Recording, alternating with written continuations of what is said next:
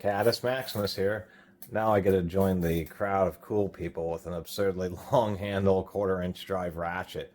This is the GearWrench 9-inch handle 120 XP.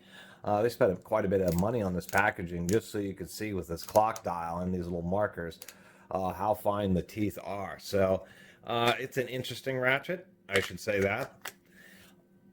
About 35 bucks.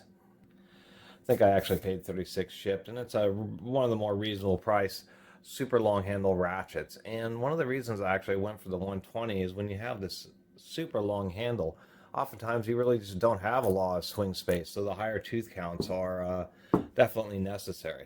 This is truly long. It's longer than a standard 3/8 inch drive ratchet by quite a margin here. I have the GearWrench 120 XP, the 8-inch flex head, and I did want to point out, if we get a little bit closer, that it seems like the chrome is a little bit thicker and better on the straight handle ratchet than it is on this flex head. And we can see that the head is just a little bit narrower, just a little bit tighter grinding than it is. It almost seems like the flex head is just a little bit slightly cheaper manufacturing, just so they can hit a price point, just because there's so much more work involved in the flex head. With a straight handle, it seems that it's extra premium. Now, the way GearWrench does it, they use a snap ring that holds it together, which is pretty easy to deal with and pretty reliable. You don't have any threaded fasteners, but oftentimes their anvils aren't the tightest. And it's actually not too bad on this 1/4-inch. It's actually a lot better than it is on this flex head. This flex head has a fairly wobbly anvil. Surprisingly enough, in a lot of the tests, these GearWrench 120, at least the ratchets, hold up. Sometimes they hold up even better than the ratcheting wrenches from GearWrench. Though these use a walking pawl design, which I've been learning for high tooth counts is probably the best compromise, because it allows you to have 120 teeth effective, but still have some mechanically coarse cuts on the anvil itself. If I can get the darn thing apart, there we go. Our little piece of sheet metal. They do use an O-ring right there for the anvil. Now I've got it pulled apart for people here.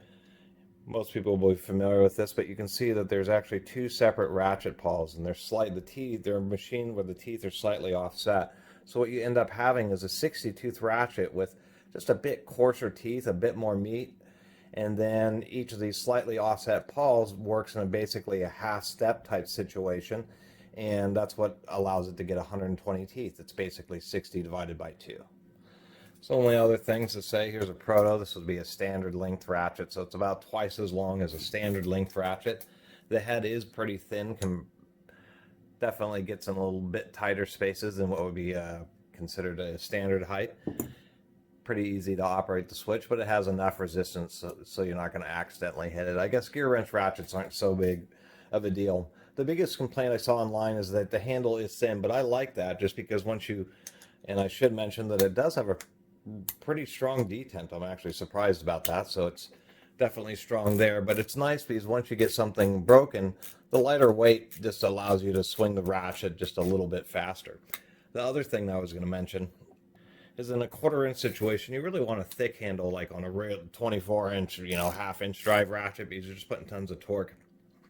But with this long of a handle, working on 1/4-inch drive fasteners, lots of 8, 10, even 12 millimeters, maybe not so much with 12, but especially 10s and 8s, pretty easy to over torque them. So having just a little bit thinner of a ratchet handle where you can just start to feel the spring action just gives you a little bit more feedback and allows you to just determine how much torque you're putting on, because it's really hard to feel when you have this much leverage.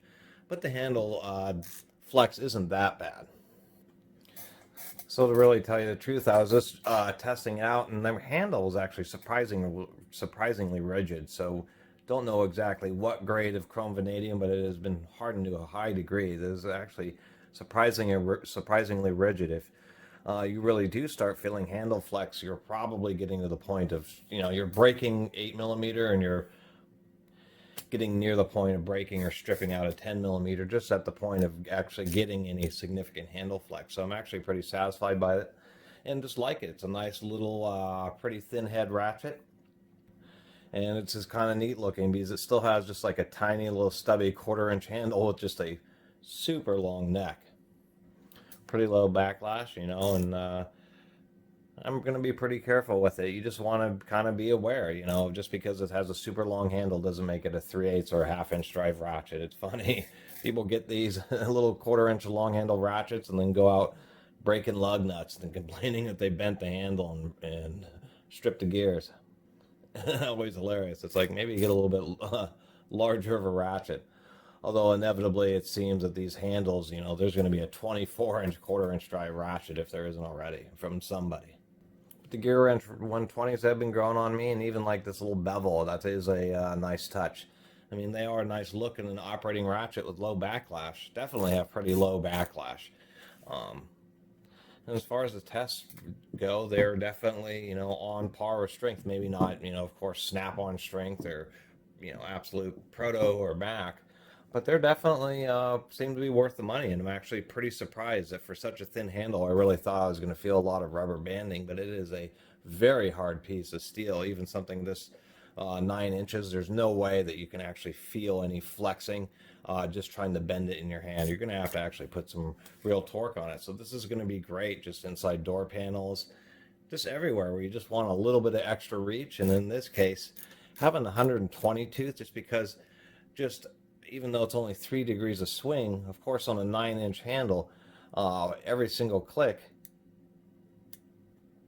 is almost a 1/2 inch or 3/4 of an inch of movement on the end of the handle. So if you only have a couple inches to move, you're only getting a few teeth. And so obviously like a 36 tooth with this long of a handle may not even work.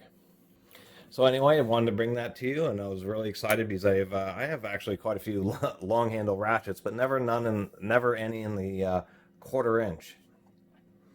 And so I wanted to share my thoughts on this GearWrench. Anyway, I really appreciate everybody who's been commenting and subscribing. And if you haven't subscribed, please do consider supporting the Catus Maximus channel. Until next time, Catus Maximus out.